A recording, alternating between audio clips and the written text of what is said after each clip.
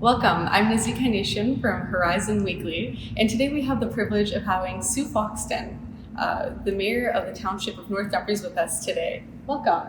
Thank you so much. Thank you for taking the time to be with us today. It's a privilege. So the leadership role within the Township of North Dumfries has not been something new for you. For 14 years, you were the councillor for Ward 1, and since 2014, you've been the mayor of North Dumfries. Could you tell us a bit more about that experience and what it's been like for you? I have been volunteering and serving since I was a child, involved in a lot of areas and stuff.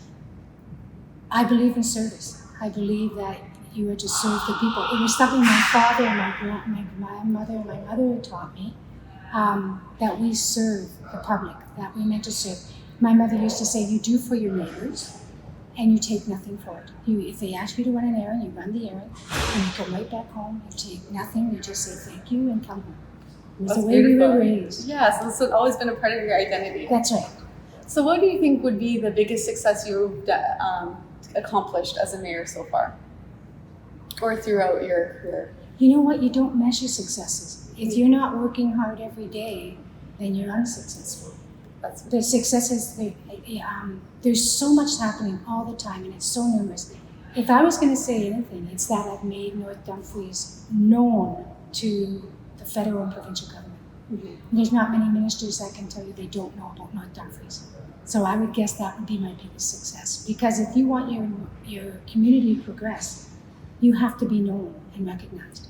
That's very true. And I guess that's where you'll see a lot of where the opportunities lie for you. Correct. Because they're the ones that do all the grants that allow you to grow and develop, like this center. Beautiful center. Yes. So, and again, that was from granting from the federal and provincial government as well as the people. The people in this community raised over $2 million for this, did all the paperwork and pushed it forward. And I'm so proud of them. I'm so honored to work with them. That's incredible. And we had the privilege of getting a tour right before this interview as well. So thank you for that. Yeah. And in the Waterloo region, there's been a substantial number of immigration and lots of refugees entering and being welcomed within our communities. And I would assume that North Dumfries would also be a big part of that as well. Could you tell us a little bit more about that and how the community has welcomed this group of people? Well, it's not just recently. Mm-hmm. Look at the Armenian genocide. Both sets of my grandparents came over. On my father's side, he still has 4 or 5 siblings that were left over there that he never ever found out about. And I told the story at the Armenian service that he would wait every time there was a long distance phone call. We would all watch our father because he would wait, and he would be hoping for a call from Armenia from a relative, a brother, or sibling. Very interesting. So, you have to realize that Canada reached 0 population growth back in the late 70s, 80s, which meant that we can't sustain ourselves. Without immigration, our country would have collapsed. In fact, in 2008, when the world was collapsing and the economies were collapsing, Canada rolled it out, and a lot of people thought it was because of our dollar, because of the way we ran things, and it did have an impact. But the biggest impact was, and I was in government at the time, and I read the reports, 400,000 people retired in Waterloo region that year. Only 100,000 came into the workforce. Oh, wow.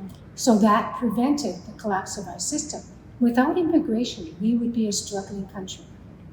We would be. And immigration has been a part of most of our identities, whether it's our parents, our grandparents, our great-grandparents. I think it's a part of all of our stories and all of our identities.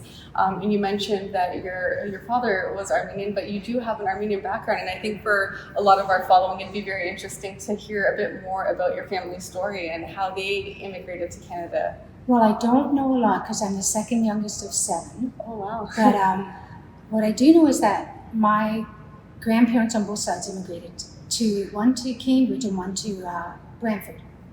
The one in Brantford bought a big house and took in all the Armenian refugees he could, all the time. My mom would talk about stories of there wasn't an inch in the house where somebody wasn't sleeping when they came over for it. And but he did lose the house because he couldn't keep up with the bills and taking care of everybody. And so they did downsize.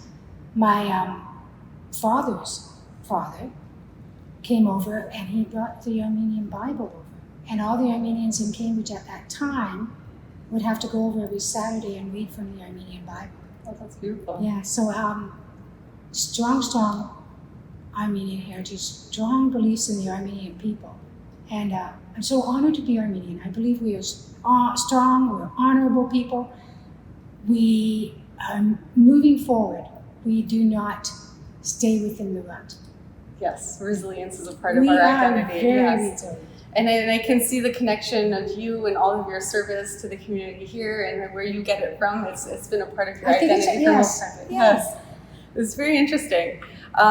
So being a woman in a leadership role, you've served the township or the area, you've always been of service to the community.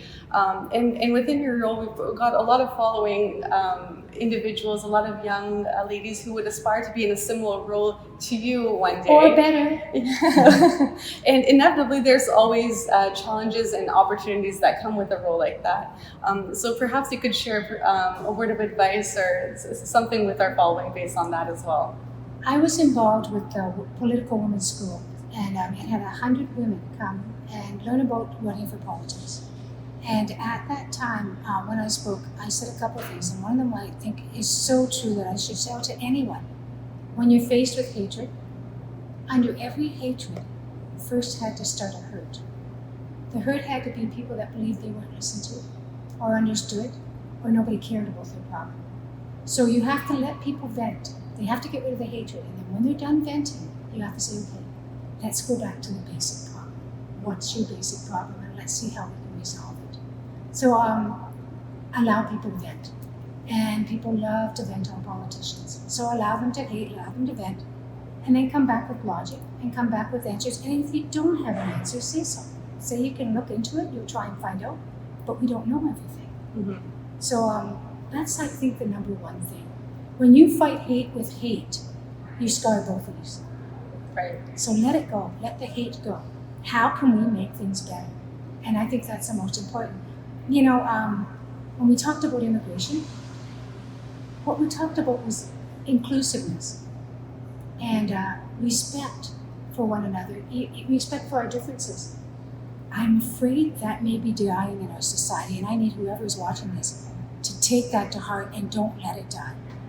Respect each other's differences, allow them to be who they are, and accept that. Mm-hmm. And if you don't agree with it, move on to the next person. You don't have to be involved with them. But you still have to allow them that right. I am so afraid that we're killing social tolerance. And with the death of social tolerance, it becomes only one way. And if you don't fit that one way, you're an outcast. And that's my biggest fear in our society today. Be more inclusive Exactly. in current society. Yes. Yes. If we can do more, if we put hate aside, we can move forward. We can do way more. Mm-hmm. Mutual respect. That's what right. we'll focus on. Yeah. So thank you very much for taking the time to be with us today. Appreciate your enriching story and your beautiful words. On behalf of Horizon Weekly, we thank you for your time, and we hope to see you at the Armenian Community Center very soon. Yes, thank you so much. Thank you.